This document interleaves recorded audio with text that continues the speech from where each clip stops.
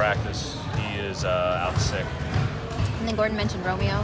How's that? Yeah, Romeo tweaked his groin, but as you can see, like even in the shooting stuff, he's, could be live any day. We didn't go live today, other than a little bit against coaches and kind of a slower drill. So I'm guessing that he'll either be cleared tomorrow to play live or the next day. So he's been around so much that this won't set him back at all. Any other issues? Not that I know of. I mean, everybody's 3 days in. This was on purpose, the slower, lighter day.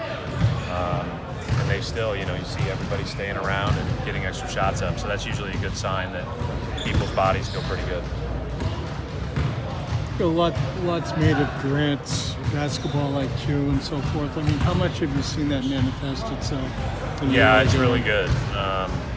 He's got, like any other young player, he's got a lot to learn about the NBA and, the night in, night out challenges and all that comes with playing each team. But as far as coming in and just doing things and picking things up quick,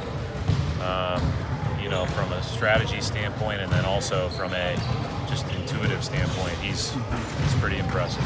Some rookies will be a little subdued, maybe. I mean, he doesn't seem like this. That would not be my first word I would use to describe Grant. Yeah, he is not a subdued guy, and that's good. I mean, we want all these guys to feel comfortable being themselves, lending their thoughts and then working together, and he's got a bright future. He's gonna be an NBA player for a long, long time. He's just really smart. Brad, obviously, after getting to the rim, producing layups, producing free throws was an issue for you guys. Yeah. How'd you go about this summer trying to correct those issues, work on those issues with some of the players in particular, and then at the team as a whole? We've always emphasized it, Jay. Nobody wants a jump shot of any kind over a dunk. Nobody wants that over a layup. Nobody wants that over getting fouled.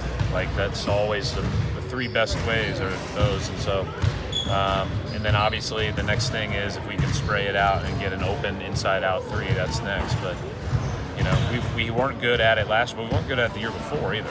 So it was probably a little bit of, we've got to grow. Some guys have to grow into that, get better at that. And then, we also we're probably a more skilled and shooting team. We've got to generate more at the rim. We've got to generate more foul shots. It's been a huge emphasis of every year, but certainly, we know how important it is this year, especially with, a little bit less shooting at the five. Is it about spacing opportunities, about creating downhill opportunities for you? I thought we were really well. I thought in a lot of cases, not always, but I thought last year's team created good spacing because of their skill, right? You have Al at the five. That's five guys you have to guard behind the three. But it's also about, some guys are going to be catch and shoot players first. Some guys are going to be drivers next, right? And I think the guy that probably got to the rim the best last year, or at least against the best defenses, was Jalen. That's what Jalen does. So that's somewhat soaring with his own strengths. But we've got other guys that can get to the foul line, and we need to. We've got other guys that can get to the rim, and we need to. Having a huge emphasis with our bigs rolling to the front of the rim, we hope to get an extra layup or two. We'll see. I think they'll play a little base play in that as well for you guys, or just because of big in the rim, or is that just something where I think pace sometimes gets misconstrued with number of possessions and running in transition only.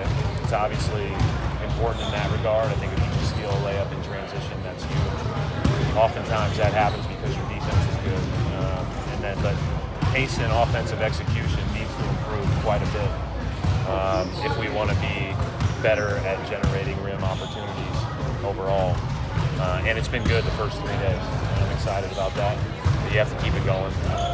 So we'll see. Defenses are designed to take away layups, not foul you, and take away threes. So everything you want, they're trying to take away.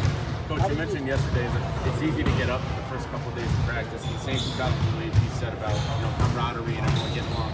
How do you maintain that throughout the whole season outside of winning? What else breeds that? There's a lot. I think obviously there has to be a consistency. Consistency is the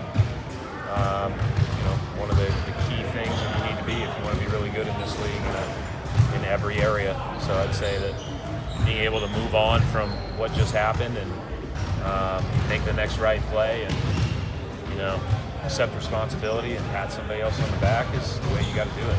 And I just think ultimately there's so much that goes into the challenges of a season. There's going to be ups and downs, and just try to move on as well as you can. And this has been a good group thus far, but there's a lot of challenges ahead.